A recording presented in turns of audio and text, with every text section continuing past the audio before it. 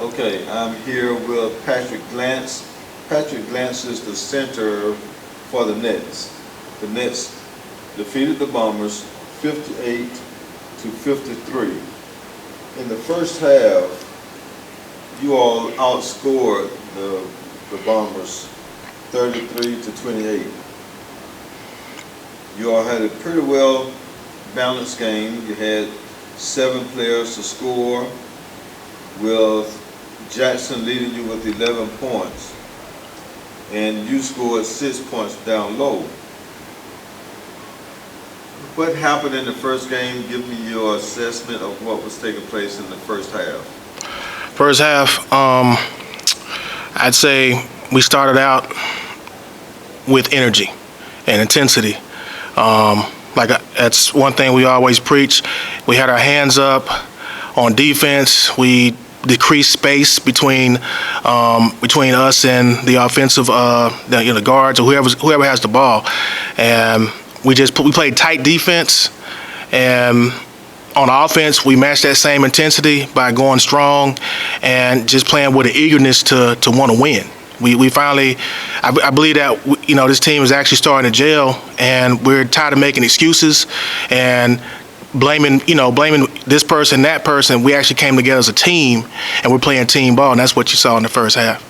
That is what I saw in the first half. I saw that you all were very organized and that you were communicating with each other. You did look like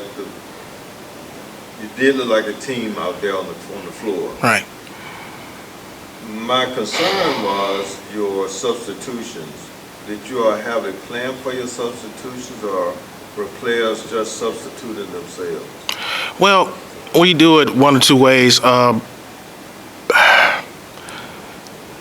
Normally we have bigs sub for bigs but that's all according to who all shows up. So if we see somebody tired or fatigued, we'll come in for that person, and we just basically do it that way. Like I said, if everybody's here, bigs going for bigs, guards going for guards, and so on and so on. But yeah, this particular game, when everybody doesn't show, we just kind of improvise in that situation. Okay, so you all share the first half ended with you all 33, they were 28. Now in the second half, you both scored 25 points. Is that because you were tired? What happened in the second half? No, I believe there were adjustments made, and shout out to the Bombers, because like I said, they played pretty hard, and I can't take nothing away from them. But with us, we just got a little discombobulated when the game, when the half first started. And then sometimes you need that reminder, to hit that bell or that whistle to be like, hey, do the same thing you did the first half.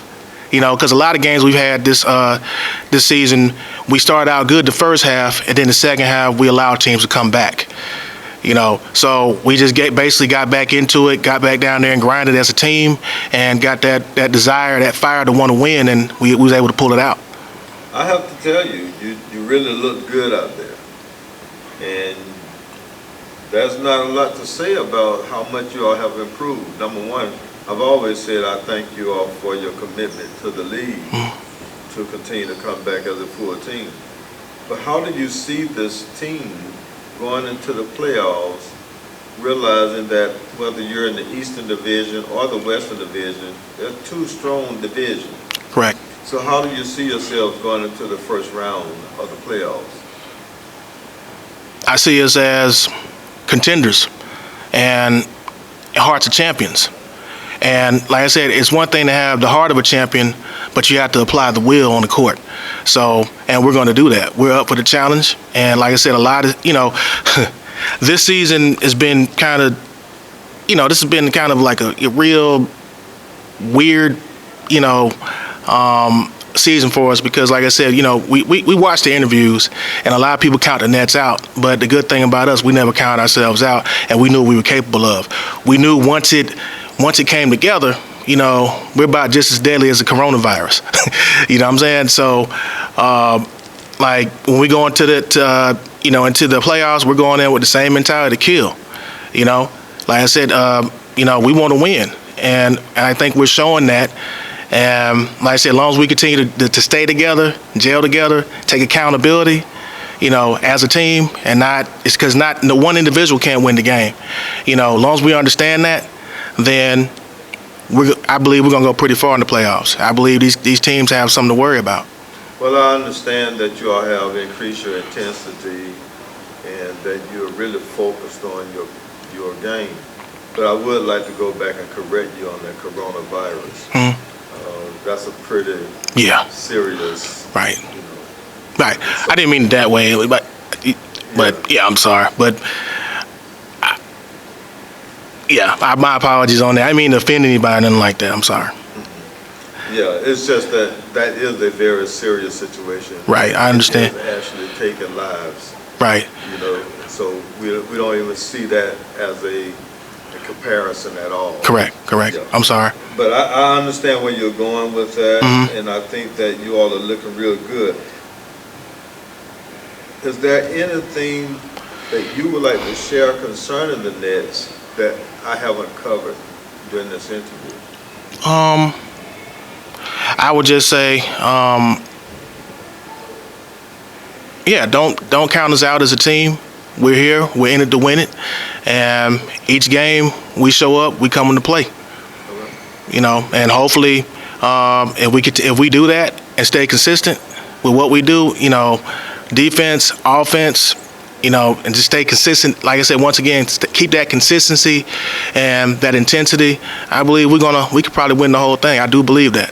Okay. Well, we're gonna be here. Right. And we want to see if you can do that. Right. And so we have to take you serious because you're taking yourself serious. Right. You have a win tonight.